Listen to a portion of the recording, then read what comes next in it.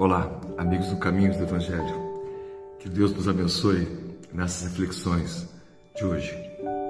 A proposta que estamos trazendo, de forma carinhosa, é discutirmos o nosso olhar, enquanto espíritas, a respeito de um dos livros sagrados mais conhecidos de nós aqui do Ocidente, que é a Bíblia, composta pelo Velho Testamento e o Novo Testamento, também chamado de Velha Aliança e a Nova Aliança.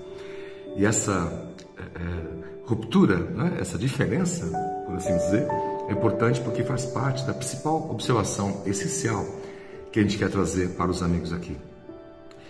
As histórias todas compostas nos mais de 4.000 anos que dão origem ao Torá, a obra sagrada dos judeus, e que é basicamente, muito proximamente, de todo o composto de livros, daí a expressão Bíblia, do Velho, chamado Velho Testamento, desde a origem das coisas, da Gênese, até passando pelas diversas histórias que são escritas de uma maneira poética, quase mitológica, não querendo dizer com isso que tudo que está lá escrito são criações apenas para educar as pessoas, nas tradições orais, das gerações que foram se sucedendo, não. Mas, evidentemente, com o passar dos séculos, as histórias ganham novos contornos. Se nós olharmos histórias de outros mitos, da Grécia Antiga, são histórias, fábulas maravilhosas e que educam, que ensinam, que nos fazem aprender. Vamos entender que a linguagem, à época, era muito mais limitada do que a capacidade de comunicação e linguagem que nós temos hoje. Então, boa parte dos escritos tem uma certa figura simbólica, um simbologismo, às vezes ali uma dificuldade de compreensão mais a fundo, em função das expressões quase poéticas, por exemplo, da criação, da Gênese, o que leva, às vezes, a ciência atual a dizer que de nada vale essas escrituras sagradas, pois que não tem nenhum tipo de embasamento científico. É evidente que não, foi escrita numa época que a ciência nem era pensada, Agora, ciência como sinônimo da palavra conhecimento, aliás, tem a mesma origem. Sim, essas histórias são histórias maravilhosas, da criação do mundo, com aquele olhar da simbologia, da poesia, das tradições. A história que vai se sucedendo, a dos grandes pais do povo hebreu, e desde Abraão, Isaac, Jacó, as histórias lindas que tem do filho José, depois de Josué, as 12 tribos de Judá, cada um para um filho, havia um 13º filho. As histórias que tem em todo esse composto são muito valiosas para refletirmos nós enquanto humanidade, enquanto sociedade. Mas, e aqui a nossa primeira intervenção de reflexão, o que nós precisamos? A religião que nós queremos abraçar para que nos conforte, para que nos console, para que nos dê um destino, um rumo, um oriente, Alguém que nos oriente, oriente é leste, Ou alguém que nos dê um norte, quer dizer, nós queremos encontrar uma bússola. E para nós espíritas, a bússola é a explicação dos espíritos a respeito da vida de Jesus. Então, o primeiro ponto é que todo o composto do Velho Testamento é importante de forma histórica, quase lendária, muito importante. Mas a nossa conduta moral, as leis que regem uma crença cristã, fazem parte tão somente do Novo Testamento, da Nova Aliança, que foi prometida, foi promulgada, foi profetizada por inúmeros profetas nos séculos que antecederam.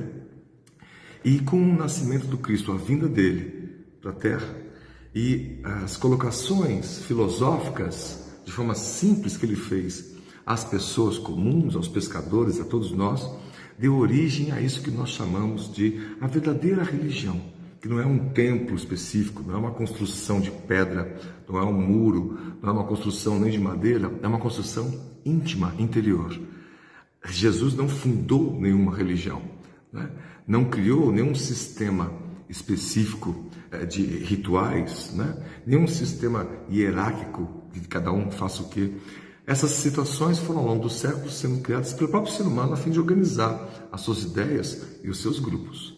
A proposta da doutrina espírita para o nosso coração para a nossa reflexão é restaurarmos esse cristianismo primitivo. É assim que Kardec coloca a doutrina espírita, o cristianismo redivivo.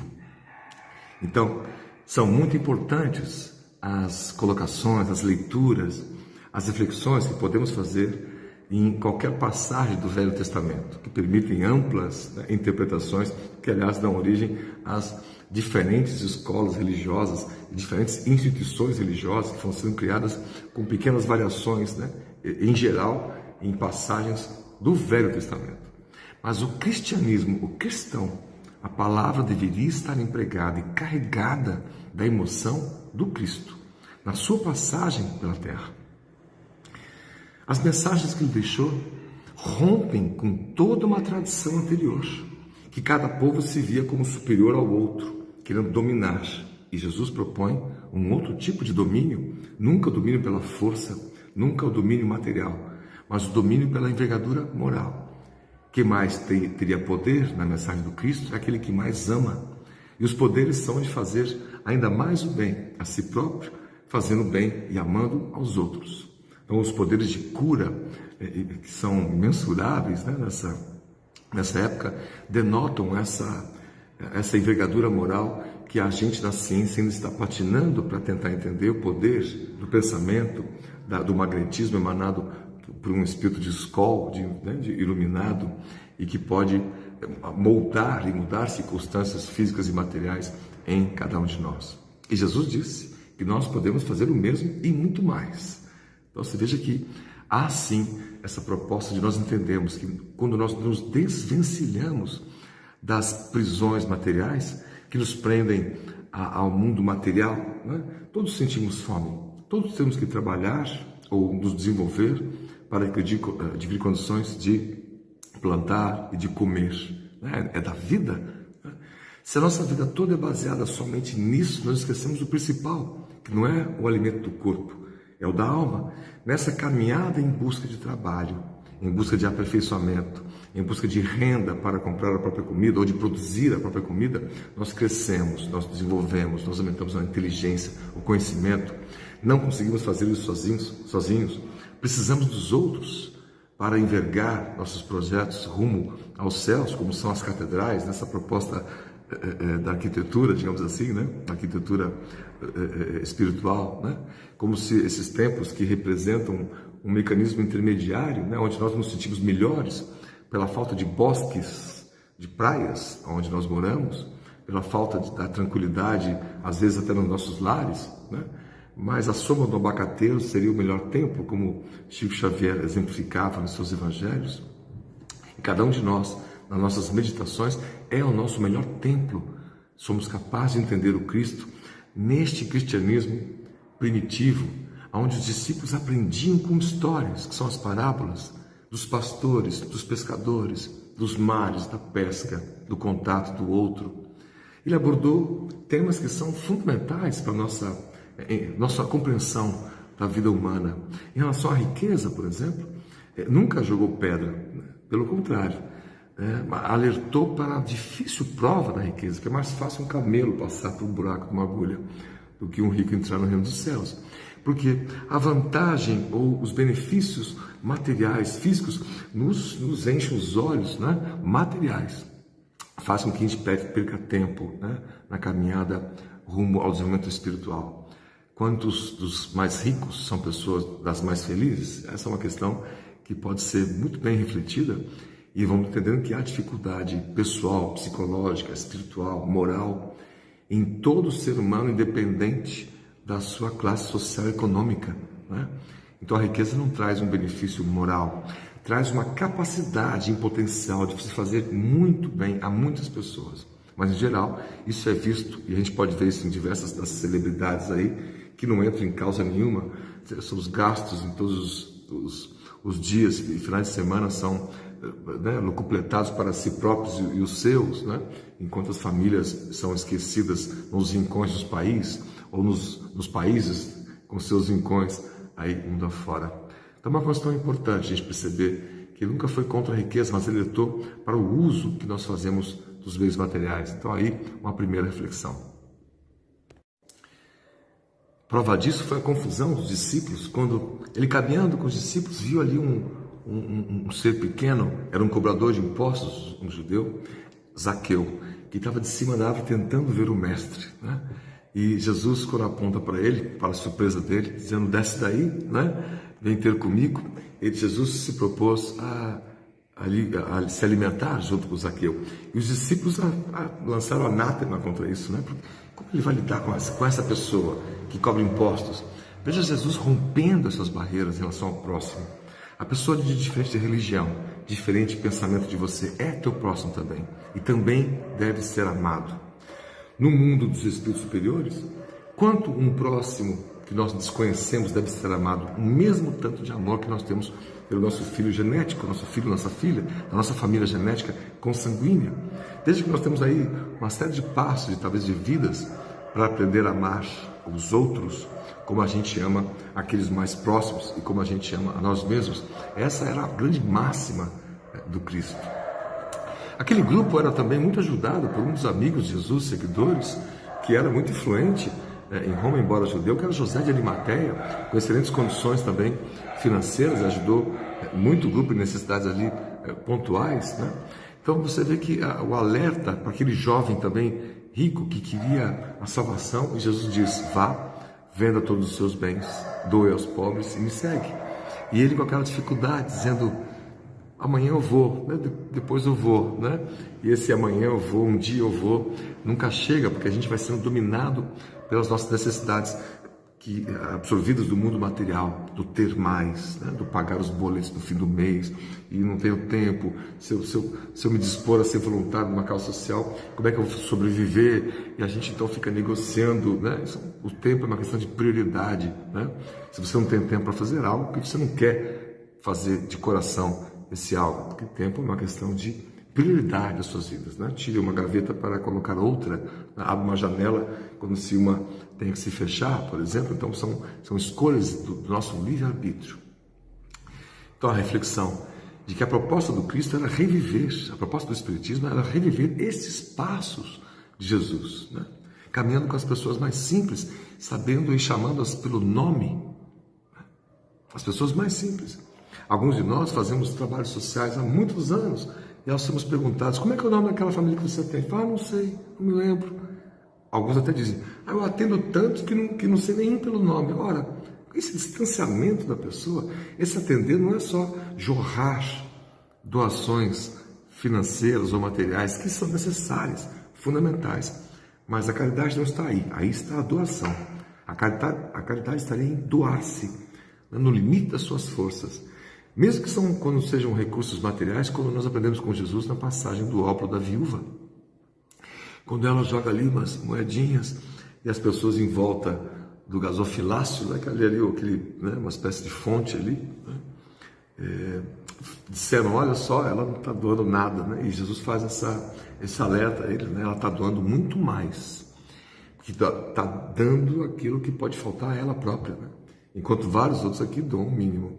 Ainda uns dias atrás, um candidato a presidente fora aqui do país, né, mas uma pessoa muito rica, foi um evento de uma igreja e estava separando ali umas notas de $20 para doar para a igreja. Esse é o exemplo atávico, antigo, do que se chamava antigamente, erroneamente, de caridade, né? Este ser bilionário estava doando ali $20, $40 para a igreja, como uma forma de mudar o quê? Se ele não muda a si mesmo, e também não muda nem a vida daqueles que atendem. É positiva a doação? É, mas nós estamos sentindo saudade do tempo do Cristo, e é esse tempo que deve retornar à Terra. Nós espíritas, nós todos religiosos, cada um com a sua religião, sua filosofia, nós todos aqueles que temos dificuldade de abraçar alguma causa religiosa, como um nome religioso, e temos as nossas próprias convicções, a nossa missão é viver como viviam aquelas pessoas simples que romperam essas barreiras das diferenças. Dominados pela força do Império Romano, Jesus nunca propôs a eles uma batalha para tomar o domínio, tomar o poder. Pelo contrário, a César o que é de César e a Deus o que é de Deus. Era um rompimento com o que nós hoje fazemos ainda, à moda antiga, essa dificuldade de romper com nossos velhos hábitos, velhas manias, e vamos mantendo um status quo, ou seja, um tipo de vida que a gente espera um final diferente sem fazer um meio diferente. Não vai acontecer. Chico já dizia isso, né? Aliás, dizia mais, porque se a gente ainda não é feliz é porque não chegou no final da jornada. Então, há muitos passos a serem dados. Nossa proposta aqui é fazer essa reflexão importante desses passos dos primeiros cristãos, de Estevão, do primeiro mártir, que perseguido por Saulo, acuado e tendo decretado a sua morte por apedrejamento, foi, depois da morte enquanto espírito, guia do próprio Saulo nas suas cartas, nas suas epístolas. Que coisa maravilhosa. O nível de envergadura e do poder de perdão, que era uma das mensagens principais de Jesus. A pessoa me fez mal, outro me fez mal. Não guardar rancor, o rancor fica conosco, não fica com a pessoa. A gente deseja mal a alguém, esse alguém não está nem sentindo. Se tiver uma vibração diferente, não está nem sentindo. Se essa pessoa tiver uma vibração boa, feliz da vida, não vai receber os nossos verdugos, né, de pensamento contra a pessoa. E essa energia fica conosco, com quem sente. Com quem fica a raiva, com quem vibra a raiva. Com quem fica o ódio, com quem vibra, com quem sente ele. Então é necessário inverter essa velha aliança do Deus do temor, da ameaça, porque não era a gente que era a imagem e semelhança de Deus, a gente fez um Deus à nossa imagem e semelhança no passado. Então era um Deus julgador, que exigia testes, ameaçava matar filho, né? Como a história do próprio Abraão, da dificuldade para testar. Veja que a gente formulava nas histórias da velha aliança, da velha arca, né? Quando foi construída para guardar os primeiros escritos, as primeiras histórias, né? De acordo com as nossas dificuldades mundanas. E Jesus propôs um novo Deus, um Deus que perdoa sempre. Tanto quanto a gente deseja perdoar alguém. Um Deus que nos dá um alimento nosso de cada dia, que pede para a gente não se preocupar com essas coisas, dizendo, olhai os lírios do campo, não tecem nem fiam, no entanto, nem Salomão, em toda a sua glória, filho de Davi, um dos reis, se vestia igual a qualquer um deles. Mas a gente fica ali preocupado com o boleto no fim do mês, se deixa absorver por essa energia da preocupação, da dúvida, e esquece de mentalizar, esquece de sair um pouco do corpo, nesse sentido figurado ou não, cada um tem as suas faculdades, né? Esquece de desligar um pouco os telejornais, especialmente os policiais, para ligar em notícias, nos conectar com notícias positivas, de gente que está fazendo a diferença aqui e acolá, um por um. Qual pássaros tentando pegar uma gotinha na poça d'água para apagar um grande incêndio, né? Nessa história do pássaro, os outros animais dizendo que você não vai conseguir apagar o incêndio. Ele falou, mas eu vou fazer a minha parte. Se todos fizessem o mesmo, o incêndio se apagaria nesse sentido, né? Esse incêndio que não é só na mata brasileira, é nas nossas convicções. Elencando um novo jeito de ver o Cristo. Quantos Cristos, quantos Jesus há por aí? Pedindo para que a gente obtenha o poder, a riqueza, agora, no curto prazo. Não é a proposta, não era esta a proposta do Cristo para os seus discípulos, todos na época, que ficaram por 4 séculos se reunindo escondidos da força romana, perseguidos, e quando capturados eram levados ao Coliseu, lançados às feras, pendurados como Nero fez nos postes, de forma agressiva, violenta, e eles sem perder a fé, seguindo adiante. Qual é o novo mártir do dia de hoje? Quem que se entrega de corpo e alma, e especialmente de alma, para os outros, para os que mais precisam? Independente da posição política, quem faz as coisas políticas com paz, com calma? Independente das escolhas econômicas, quem lida com a sua economia com paz, com tranquilidade, com calma? Essas são as virtudes que o cristianismo nos ensinou e que foram muito esquecidas, né? Que nós precisamos resgatar pela força moral de cada um de nós e da própria doutrina espírita, que nos dá esse direcionamento de reviver Jesus na sua origem. Claro que não eram fáceis de serem aplicadas as regras do Cristo. Um dos discípulos, Tiago Menor, entre outros, tinham dificuldades de pregar este cristianismo sem rituais, para o povo, especialmente para o povo não judeu, os gentios. E ele foi adaptando o cristianismo de Jesus a pequenos rituais judaicos, que era o seu público principal. Casando se lembra com o próprio Paulo, aquele Saulo que perseguia Estevão, depois de convertido com um novo nome, essa grande alma, que transformou numa só vida, né, no potencial que tinha, dedicando-se completamente a fazer com que os outros entendessem a pureza desse amor. Foi ele quem alertou que a mensagem do Cristo não era para ficar só entre os judeus. O povo escolhido é uma expressão da velha aliança, não da nova aliança. Jesus pediu para que a sua ideia fosse divulgada a todos os cantos, e todos os discípulos, cada um deles foi numa direção, e Paulo foi o maior propagador desse cristianismo primitivo.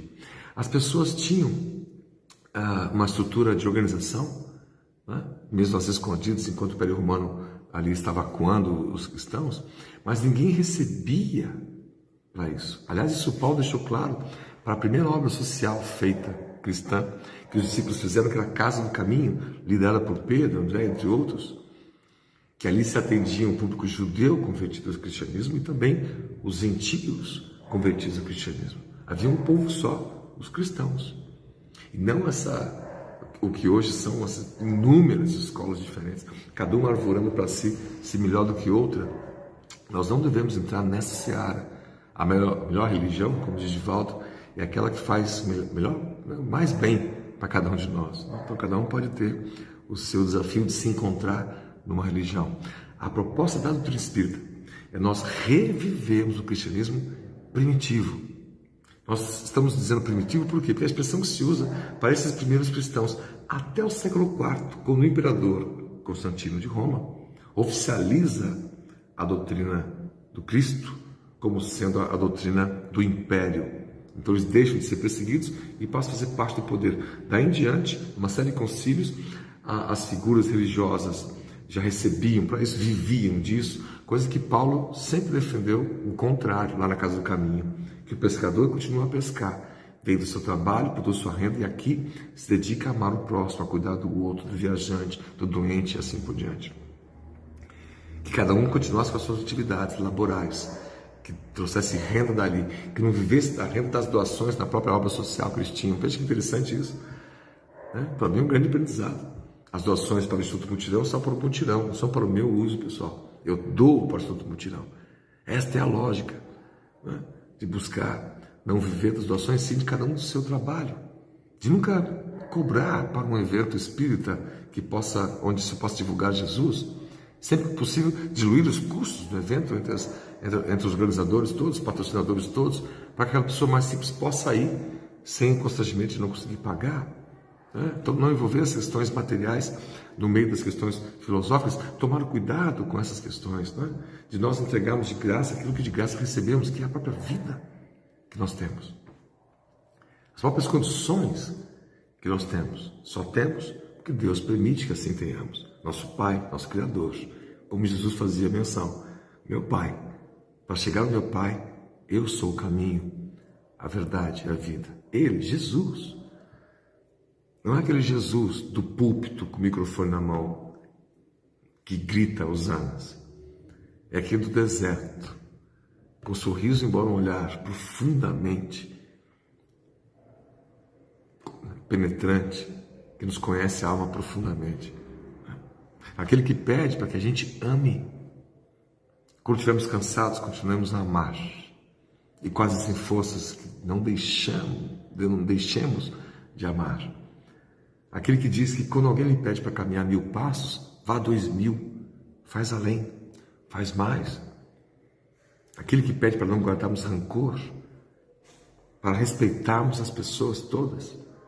E aquele com envergadura moral possa apontar um amigo que esteja incorrendo em erro, como ele fez Jesus ao entrar no templo, já no final do seu apostolado, aquela parte ainda aqui, né, contra os vendilhões do templo, onde ele acusa e aponta, estão fazendo da casa de Deus uma troca, uma mercadoria.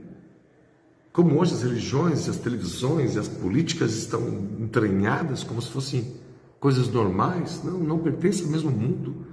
O mundo de César, o mundo material, é o mundo das nossas decisões políticas, econômicas, de produção, de consumo, de renda.